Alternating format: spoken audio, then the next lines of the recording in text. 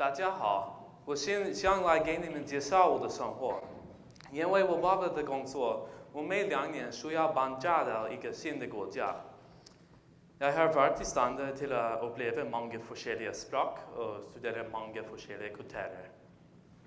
Okay, you guys are probably thinking, who is this nut job? Why isn't he speaking English? And just who is he? And that's something I'm still trying to figure out myself.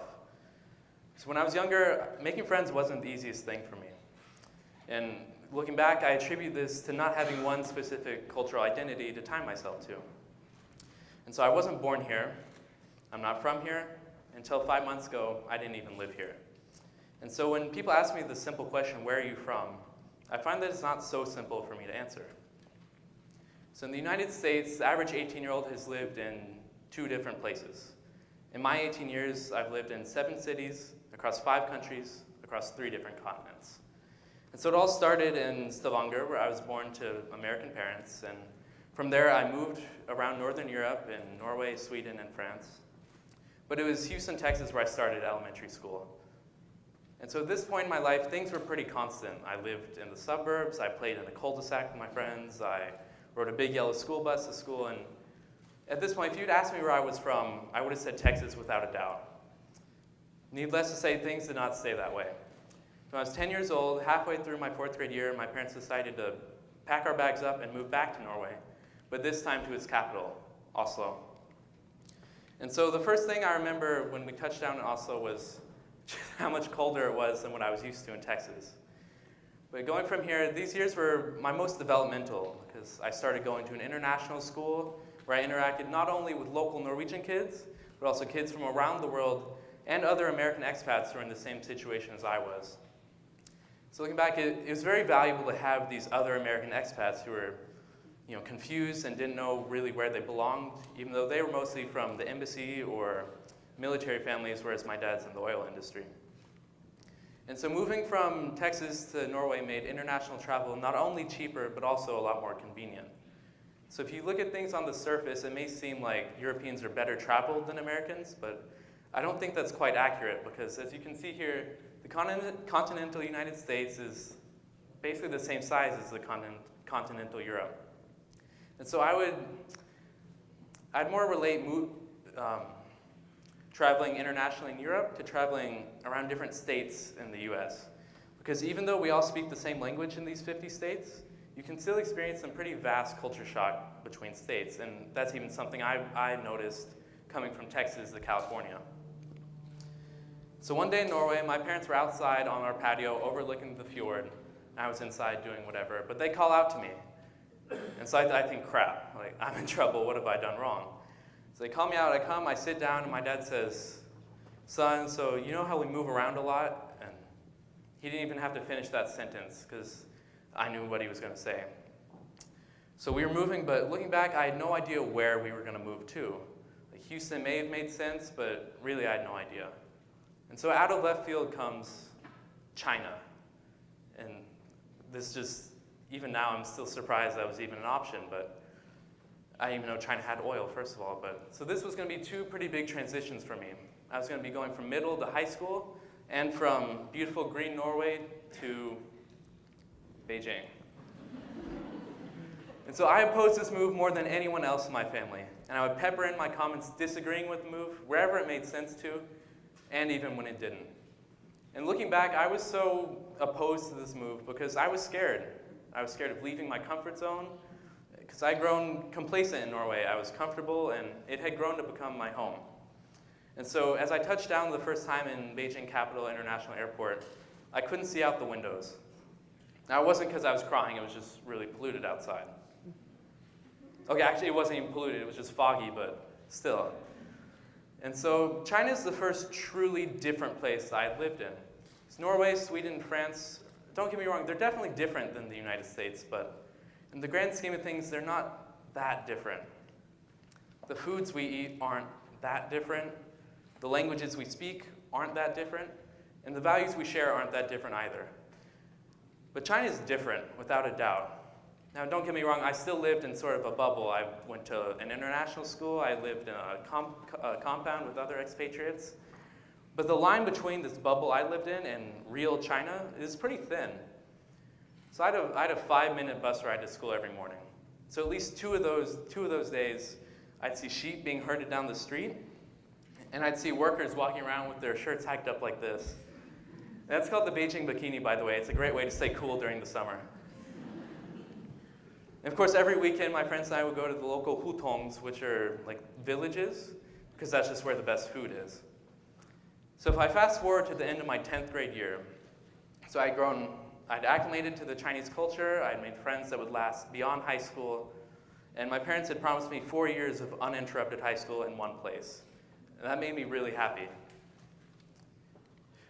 So this past summer, my mom and I went on a little vacation back to Scandinavia to see some friends. And as we were driving back from Sweden to Oslo, my mom clicked off the radio. So just like before, I got nervous. I thought I was in trouble. I don't know for what, but I thought I was in trouble. She opened her mouth to say something, but nothing came out. And so after what seemed like an eternity, she just said, "Call your dad." And so I asked her point blank, "Are we moving?" And she just said, "Call your dad." So that was pretty much the only answer I needed. And so at this point, I really didn't want to move because I'd grown so used to Beijing, and it's ironic because I didn't want to move back to Houston because that would have been too much culture shock for me. Anyway, my dad comes on the speakerphone, and he explains he's been offered this job in Menlo Park. And so my demeanor changed almost instantly. It's actually kind of amazing now that I think about it. I went from thinking, okay, how am I going to live on my own in Beijing, to, okay, how quickly can we pack up the house? Because I've always been interested in Silicon Valley with startups and technology and venture capital and that sort of thing. And more and more through the years, I've wanted to go to college in California. So that's what helped me change my thinking from, okay, moving for my senior year is going to be a nuisance, to it's going to be an opportunity that I can make the most of. So I'm not alone in this kind of cultural confusion that I feel. So people like me are called third culture kids. The three cultures being: one is your parents' culture, two is the culture you grew up in, so for me I'd say that's mostly the United States, China, and Norway, and three is the combination of other cultures you kind of imbibe just through growing up in this environment. And so I could spew off some statistics about third culture kids, but I thought it'd be better to give my own personal insight. And so I'm going to be honest, moving back here to America was a lot harder than I expected it to be. Because after all, I would be returning home, or so said my parents, my friends, my passport even. But this place isn't home. Now where is home? I don't really know. But all these confusions aside, I'm still supremely grateful, and I feel very privileged to have been able to grow up in this environment. And I'm thankful to my family who's in the audience here for dealing with the moving, as well as dealing with me, dealing with the moving, which I know that couldn't have been easy.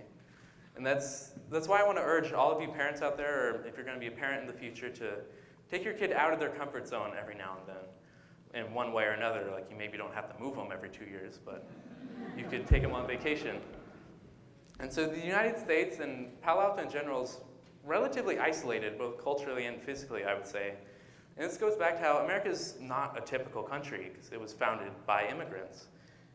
And as a country, America tends to think they're number one in everything.